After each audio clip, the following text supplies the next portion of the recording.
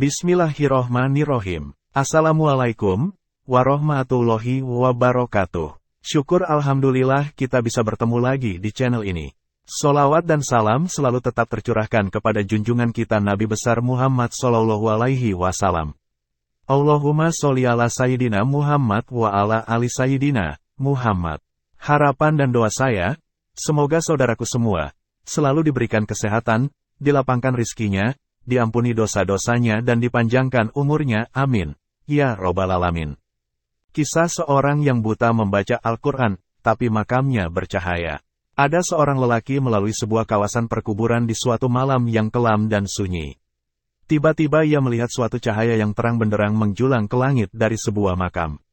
Tertegun dan takjub melihat kejadian yang langka itu. Dia terfikir kemungkinan makam ini adalah makam seseorang yang sangat istimewa. Mungkin ia seorang wali Allah atau ulama atau orang soleh yang sangat istimewa kedudukannya di sisi Allah. Maka diambilnya sebatang kayu lalu ditancapkan di atas kuburan yang bercahaya itu. Keesokan harinya lelaki itu datang lagi ke kawasan pemakam itu dengan ditemani beberapa orang kampung. Beliau ingin menyelidiki dan ingin mengetahui makam siapakah yang sangat ajaib itu. Untuk mengetahui dengan lebih lanjut, lelaki itu berkunjung ke rumah penghuni makam itu dan bertemu dengan istrinya, lalu menceritakan keajaiban yang dilihat di pemakaman suaminya. Anehnya istrinya terkejut dan keheranan.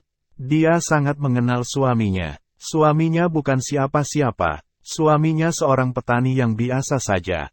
Bukan seorang yang alim, bukan seorang ahli ibadah, bukan orang soleh, apalagi bukan imam, bukan muazin, bukan guru Al-Quran. Malah suaminya tidak pandai membaca Quran dan dia tidak pernah mendengar suaminya membaca Al-Quran. Akhirnya lelaki itu bertanya, apakah ada amalan-amalan lainnya yang dilakukan suaminya secara istiqomah dilakukan dalam kehidupan sehari-harinya. Akhirnya istrinya teringat suatu amalan yang selalu dilakukan oleh suaminya. Setiap kali sebelum tidur pada setiap malam suaminya mengambil air wudhu, kemudian masuk di dalam suatu ruangan lalu diambilnya Al-Quran di atas rak, diciumnya dan dipeluknya Al-Quran dengan penuh kecintaan dan kasih sayang. Ia duduk dan membuka Al-Quran itu sehelai demi sehelai seperti sedang membaca, sedangkan ia seorang yang buta Al-Quran. Dia meraba-raba ayat-ayat Quran itu dengan tangannya, seolah-olah sedang menyentuh dan membelai sesuatu yang sangat dikasihi. Tambah istrinya lagi. Ia pernah mendengar rintihan dan isakan tangis suaminya yang sangat sedih, mendayu-dayu dengan penuh penyesalan. Tuhanku, ampunilah aku karena aku tidak mampu membaca kalimah-kalimahmu ini.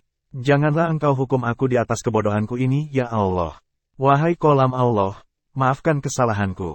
Aku tidak mampu membaca kalimah-kalimahmu. Aku tidak dapat bersahabat denganmu. Aku tidak dapat memahamimu. Tapi aku sangat mengasihimu. Aku sangat mencintaimu. Wahai kolamullah, janganlah engkau menghukum aku. Jangan engkau menuduh aku di hadapan Allah di akhirat nanti.